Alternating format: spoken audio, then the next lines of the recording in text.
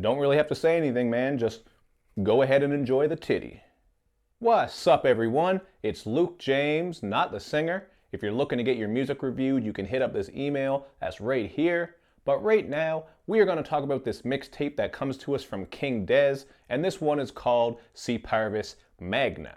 Now, King Des is a 21-year-old MC born in Ghana, but working out of Newark, New Jersey. And if you want to find out more about him, man, just take a look at the information box I got for you underneath this video, where I have sites, links to this mixtape and his other projects, social media, all kinds of stuff down there. But as for this mixtape right here, it starts off with the title track, which is then followed up by the song 1000 Horses. And both of these tracks have some pretty dope and dramatic operatic production. So I really did like the sound of these ones. And as far as the content, he's just on here rapping very cocky and confidently, because he's spitting about how he has the best flow, there's no competition, and how he is just the best MC to come out and do it right now. So you're going to find that he's very braggy throughout this whole mixtape, and you're also going to get some materialistic lines as well, including on You Lost Me, where he's spitting a little bit about his diamond necklace and his drop top. And unfortunately, these moments are just very tedious. They don't really bring anything new to the table, and it makes a lot of this tape seem like he's just filling in with filler bars, because it's not interesting to hear someone just rap about how they're such a good MC, how they have this and how they have that for pretty much the entirety of this mixtape. Because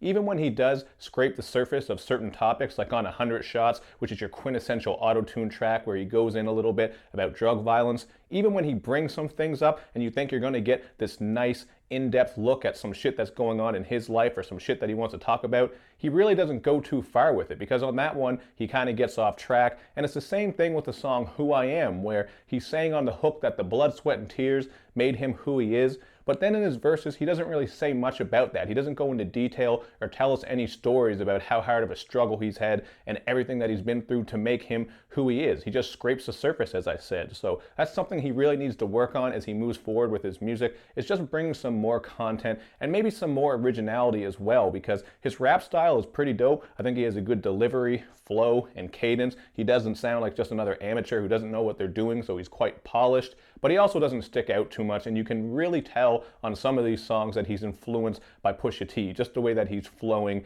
and again, with his cadence, is very Pusha T-like, which isn't a bad thing, but when you take that lack of originality and put it with that lack of content, it makes for a bit of a slog to listen through, because there's not much to this mixtape that I can really praise, although I do think the production is nice. But the main thing is I just want him to go deeper. He even has a song called Feel My Pain, where I'm thinking to myself, okay, maybe here we're going to get a track where he's going to go in about a lot of the hardships he's faced and make us feel his pain. But rather than do that, he spits some more uninspired lines about how he has a bad bitch with the fat ass. Then there's another line about how his bars are so dope they'll make you OD, which is just kind of a tired cliche line. And you will hear some more cliche lines as you listen through this. There are plenty of lines where he's comparing his rapping to dope, which gets played out pretty quickly. And then on Feel It In Your Soul, he says that niggas a Kit Kat, they always take breaks. So some of the lines on here need a lot of work, although again, I think he sounds good as a rapper. But Feel It In Your Soul was still a good track to me. I really like that soul sample-based production, and Levi Gray had some nice bars on there as well, including when he said that this girl gave the whole crew neck and he didn't sweat her. I just thought that shit was pretty clever. Never heard that line before, so that might have been my favorite verse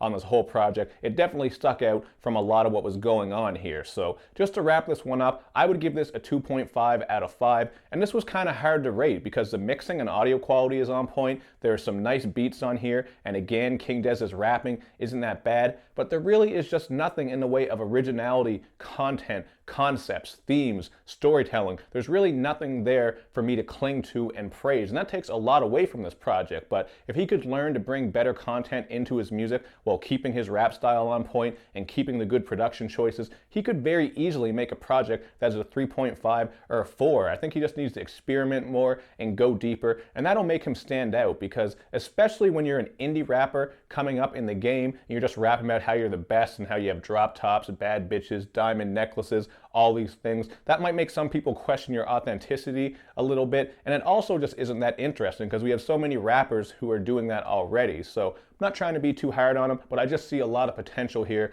if he corrects some of these things and really steps up his lyricism and originality. So we'll have to see what he does next time, but 2.5 out of 5 seems fair to me. You guys can check it out for yourself and then hit me up in the comment section with your thoughts. And make sure you do all that good YouTube and social media stuff, man, where you like my videos, you share them, you follow me on Twitter, you retweet the videos, and of course, man, you gotta subscribe to my channel and click like on the Facebook page. We are very close to the year-end list, so stay tuned for that. I'm going to start around January because I like for the year to actually be over before I start making my lists. And of course, I'm going to be checking out this Anonymous album and Injury Reserve album, since these are two of the most hyped up projects that people have been talking about lately. So stay tuned for those reviews. They're coming next. Thank you for supporting the channel, everybody. I will see you next time.